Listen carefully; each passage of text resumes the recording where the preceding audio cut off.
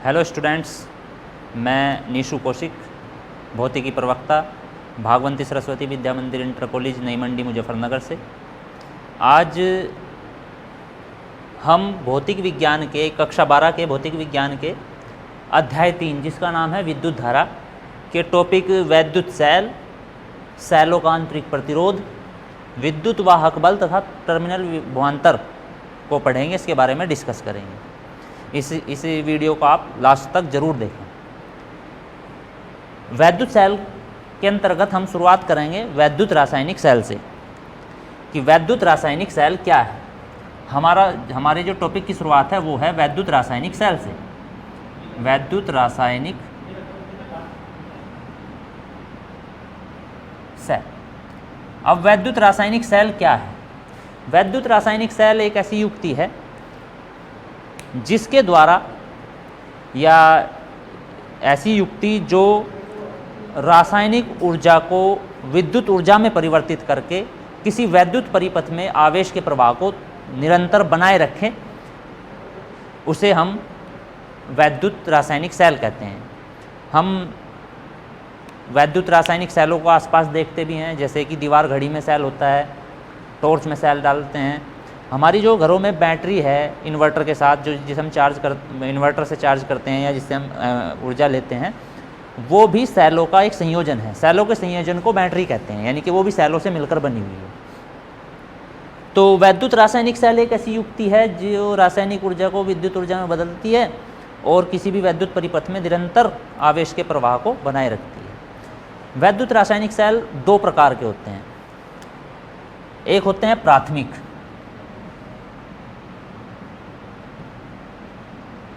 Cell और दूसरे होते हैं द्वितीयक सेल।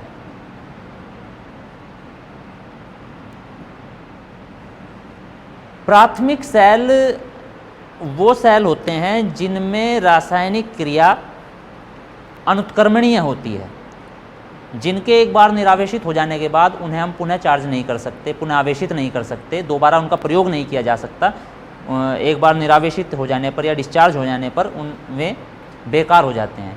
जैसे दीवार घड़ी में जो सेल डाला जाता है, कुछ समय के बाद वो निरावेशित हो जाता है, तो हमें सेल को ही बदलना पड़ता है। वे सब प्राथमिक सेल होते हैं। द्वितीयक सेल वो सेल होते हैं जिसमें रासायनिक क्रिया उत्क्रमणीय होती है, यानी कि जिन सेलों के निरावेशित हो जाने पर उन्हें पुनः आवेशित करके प्रयोग में लाया जा सकता है। जैसे मैंने अभी उदाहरण बताया बैटरी का। बैटरी को हम बार बार चार्ज करते हैं और प्रयोग में लाते हैं। बैटरी भी सेलों का एक संयोजन है। सेलों के संयोजन को हम बैटरी कहते हैं। तो जो सेल बैटरी में लगे होते हैं उन्हें हम दोबारा आवेशित करके दोबारा प्रयोग में लाते हैं। तो वे रासायनिक सेल, वे वैद्युत रासायनिक सेल जिन्हें निरावेशित हो जाने पर दोबारा आवेशित करके प्रयोग में लाया जा सकता है, वे सब द्वितीयक सेल होते हैं। वैद्युत रासायनिक सेल के बाद हम पढ़ेंगे अगला टॉपिक सेल का या वैद्युत सेल का विद्युत वाहक बल। ये मैंने शॉर्ट में लिखा है। विद्युत वाहक बल क्या है? एकांक आवेश को सेल सहित पूरे बंद परिपथ में प्रवाहित करने में जो कार्य किया जाता है वो ही सेल का विद्युत वाहक बल कहलाता है। और विद्युत वाहक बल को हम रिप्रेजेंट करते हैं E = W/Q। इसे समझने के लिए मैं यहाँ एक परिपथ ड्रा कर देता हूँ। ये एक सेल है, ये सेल का प्रतीक चिन्ह है, ये इसका पॉजिटिव टर्मिनल है, ये निगेटिव है, और इसका कुछ ये आंतरिक प्रतिरोध है। इसे r से रिप्रेजेंट करते हैं। इसका विद्युत वाहक बल E है और ये किसी परिपथ में जुड़ा हुआ है, और इस बाह्य परिपथ का प्रतिरोध है R, और ये एक सेल है।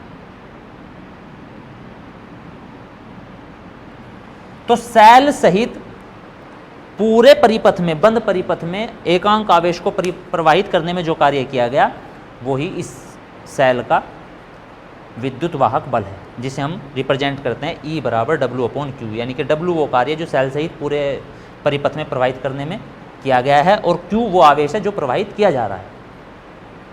इसके बाद हमारा अगला टॉपिक होता है सेल का आंतरिक प्रतिरोध।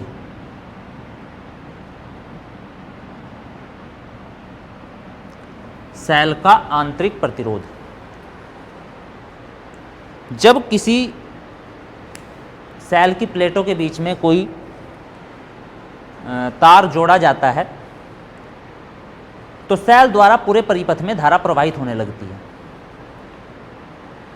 तो धारा प्रवाह में सेल का घोल, जिसे हम विद्युत अपघट्य भी कहते हैं, धारा के प्रवाह में सेल के घोल के कारण जो प्रतिरोध लगता है, ये जो प्रतिरोध कार्य करता है, उसे हम सेल का आंतरिक प्रतिरोध कहते हैं। हम सब जानते हैं कि किसी भी सेल में 2 इलेक्ट्रोड्स होते हैं और उसके अंदर कोई एक लिक्विड भरा होता है जिसे हम वैद्युत अपघट्य कहते हैं। तो जब धारा प्रवाहित होती है तो वो वैद्युत अपघट्य भी धारा के प्रवाह में किसी न किसी प्रकार के प्रतिरोध को लगाता है, यानी कि एक उसके कारण भी कोई ना कोई प्रतिरोध होता है। तो सेल में भरे इस वैद्युत अपघट्य के कारण जो प्रतिरोध होता है उसे हम सेल का आंतरिक प्रतिरोध कहते हैं, जिसे हम स्मॉल r से प्रदर्शित करते हैं। जैसे यहाँ एक सेल को दिखाया गया है जिसका विद्युत वाहक बल E है और ये आंतरिक प्रतिरोध स्मॉल r दिखाया गया है। तो किसी भी सेल का विद्युत अपघट्य धारा के प्रवाह में जो प्रतिरोध उत्पन्न करता है या उसके कारण जो प्रतिरोध होता है उसे हम वैद्युत सेल का आंतरिक प्रतिरोध कहते हैं। इसके बाद हमारा अगला टॉपिक है टर्मिनल विभवांतर।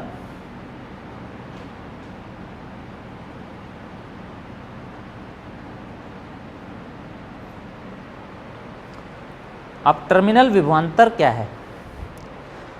किसी भी सेल का टर्मिनल विभवांतर संख्यात्मक उस संख्यात्मक कार्य के संख्यात्मक मान के बराबर होता है। या इस तरीके समझिए कि किसी सेल द्वारा बाह्य परिपथ में एकांक आवेश को प्रवाहित करने में जो कार्य किया जाता है वो सेल का टर्मिनल विभवांतर कहलाता है। अगर सेल सहित निकाल लें एकांक आवेश को प्रवाहित करने में किया गया कार्य, तो वो EMF यानी कि विद्युत वाहक बल, इलेक्ट्रोमोटिव फोर्स होता है। अगर केवल बाह्य परिपथ में एकांक आवेश को प्रवाहित करने में किया गया कार्य निकाल लें तो वो टर्मिनल विभवांतर होता है। और टर्मिनल विभवांतर को हम V से रिप्रेजेंट करते हैं और इसे शो करते हैं V = W, और ये लिखा है मैंने यहाँ पे सफिक्स एक्सटर्नल EXT करके, एक्सटर्नल अपॉन Q, यानी कि बाह्य परिपथ में एकांक आवेश को प्रवाहित करने में जो कार्य किया गया वो सेल का टर्मिनल विभवांतर है। और सेल सहित एकांक आवेश को प्रवाहित करने में जो कार्य किया गया वो इलेक्ट्रोमोटिव फोर्स यानी कि विद्युत वाहक बल है। तो हमने यहाँ वैद्युत रासायनिक सेल को पढ़ा कि वैद्युत रासायनिक सेल क्या है। एक ऐसी युक्ति जो रासायनिक ऊर्जा को वैद्युत ऊर्जा में बदले और किसी भी वैद्युत परिपथ में आवेश के प्रवाह को निरंतर बनाए रखे, वो वैद्युत सेल है। 2 प्रकार के सेल हमने पढ़े, प्राथमिक सेल और द्वितीयक सेल। प्राथमिक में जो निरावेशित हो जाने पर बेकार हो जाते हैं, उन्हें दोबारा आवेशित करके प्रयोग में नहीं लाया जा सकता, वो प्राथमिक। द्वितीयक में होते हैं जिन्हें एक बार निरावेशित हो जाने पर आवेशित करके पुनः प्रयोग में लाया जा सकता है, यानी कि उनकी जो रासायनिक क्रिया है वो उत्क्रमणीय होती है। उसके बाद हमने पढ़ा वैद्युत सेल का विद्युत वाहक बल। अगर किसी परिपथ में कोई सेल लगा हुआ है तो सेल सहित किसी परिपथ में एकांक आवेश को प्रवाहित करने में किया गया संपूर्ण कार्य जो होगा वो विद्युत वाहक बल होगा उस सेल का। यदि केवल बाह्य परिपथ में एकांक आवेश को प्रवाहित करने में किए गए कार्य को निकाल लें तो वो टर्मिनल विभवांतर होगा।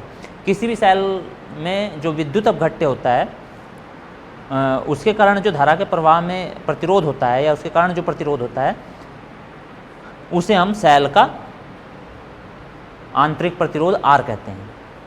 अब हम इसके बाद इन तीनों के बीच संबंध पढ़ेंगे, यानी कि वैद्युत वाहक बल E, टर्मिनल विभवांतर V और आंतरिक प्रतिरोध R के बीच संबंध पढ़ेंगे।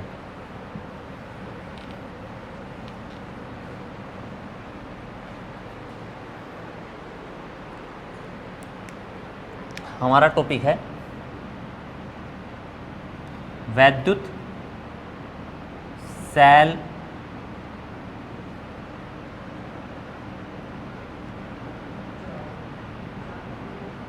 के विद्युत वाहक बल आंतरिक प्रतिरोध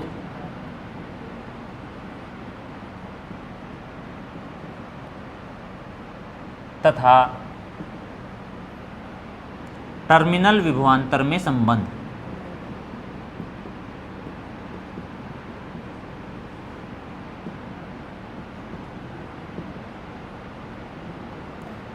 यानी कि ई, वी और आर में क्या रिलेशन है ये निकाल लेंगे। हमने ये परिपथ ड्रा किया है। यदि परिपथ में बहने वाली धारा I है और t समय में q आवेश प्रवाहित हो रहा है तो रिलेशन होगा q बराबर I t। अब वैद्युत वाहक बल की परिभाषा से, वैद्युत वाहक बल की परिभाषा हमने पढ़ी है, विद्युत वाहक बल की परिभाषा से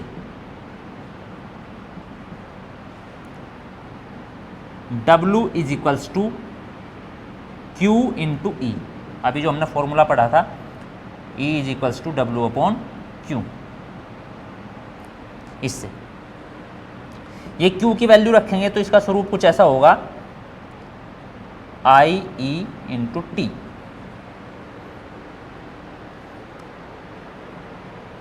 अब इसके बाद बाह्य प्रतिरोध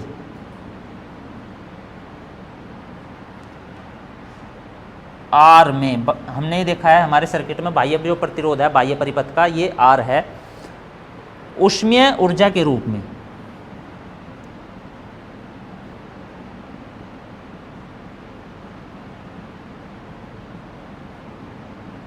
क्षय ऊर्जा, परिपथ के प्रतिरोध के कारण कुछ ऊर्जा विद्युत ऊर्जा ऊष्मीय ऊर्जा के रूप में क्षय हो जाती है, वही ज्ञात कर रहे हैं। बाह्य प्रतिरोध आदि में ऊष्मीय ऊर्जा के रूप में क्षय ऊर्जा जो होगी वो होगी W। यहाँ पे लिख देता हूँ मैं एक्सटर्नल, यानी कि केवल बाह्य परिपथ के लिए ये फॉर्मूला होता है I स्क्वायर RT। I धारा प्रवाहित हो रही है, बाह्य परिपथ का प्रतिरोध R है और T समय के लिए लिया। इसी प्रकार आंतरिक प्रतिरोध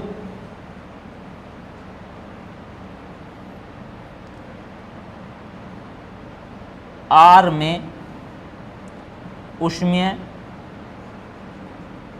ऊर्जा के रूप में क्षय ऊर्जा, यांत्रिक प्रतिरोध है तो इंटरनल लिखा है I स्क्वायर स्मॉल r लिखेंगे, यहाँ प्रतिरोध R है इंटू टी। अतः कुल क्षय ऊर्जा जो होगी W is equals to W external plus W internal, यानी कि आंतरिक बाह्य प्रतिरोध के कारण क्षय ऊर्जा और आंतरिक प्रतिरोध के कारण क्षय ऊर्जा। W इज इक्वल्स टू, अब ये जो समीकरणें हैं ये और ये, इससे मैं बाह्य परिपथ के लिए क्षय ऊर्जा और आंतरिक प्रतिरोध के कारण जो क्षय ऊर्जा है दोनों की वैल्यू रखेंगे यहाँ। तो W इज इक्वल्स टू होगा I square RT plus I square RT, और W को हम ये पढ़ चुके हैं W is equals to IET। ये समीकरण 1 लिख लेते हैं इसको, और यहाँ लिखेंगे समीकरण 1 से I square RT plus I square RT, और ये E इज इक्वल्स टू होगा IR और प्लस IR। IR को हम लिखते हैं V प्लस IR, ये होगा V बराबर E माइनस IR। तो ये वो रिलेशन है जो टर्मिनल विभवांतर या टर्मिनल वोल्टेज, विद्युत वाहक बल और आंतरिक प्रतिरोध के बीच संबंध को व्यक्त करता है। इसे और आगे हल करेंगे। इसे मैं समीकरण 2 मानता हूँ। समीकरण 2 से I is equals to E upon R plus R। तो ये तो हमें प्राप्त हुआ संबंध टर्मिनल विभवांतर, विद्युत वाहक बल और आंतरिक प्रतिरोध के बीच में। अब इस सेल के आंतरिक प्रतिरोध के लिए भी हम एक सूत्र को ड्राइव करेंगे, उसे सूत्र का निगमन करेंगे, प्राप्त करेंगे सूत्र को। तो अगर मैं इस समीकरण को हल करूं तो I कॉमन लेंगे तो I into R plus R होगा, जो इधर आकर E के अपॉन में लिखा जाएगा। तो I की वैल्यू होगी I is equals to E upon R plus R. अब इसमें I की जगह लिख देते हैं V upon R. Ohm's law से हम जानते हैं I is equals to V upon R लिखते हैं, और ये हो गया E upon R plus are.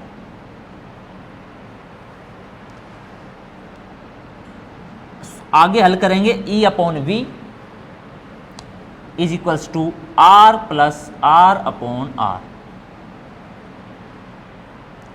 या E upon V is equals to 1 plus R upon R, या R upon R is equals to E upon V minus 1। और यहाँ से स्मॉल r यानी कि आंतरिक प्रतिरोध तो स्मॉल r है, तो r की वैल्यू निकाल लेंगे। तो ये स्वरूप कुछ ऐसा होगा r into E upon V minus 1। ये सेल का आंतरिक प्रतिरोध है। तो ये तो टर्मिनल विभवांतर, विद्युत वाहक बल और आंतरिक प्रतिरोध के बीच में संबंध है, और ये सेल के आंतरिक प्रतिरोध के लिए सूत्र है। तो आज हमने वैद्युत रासायनिक सेल पढ़ा, उनके टाइप पढ़े, फिर सेल का आंतरिक प्रतिरोध, विद्युत वाहक बल और टर्मिनल विभवांतर पढ़ा, इनके बीच में संबंध ज्ञात किया और सेल के आंतरिक प्रतिरोध के लिए सूत्र का निगमन किया।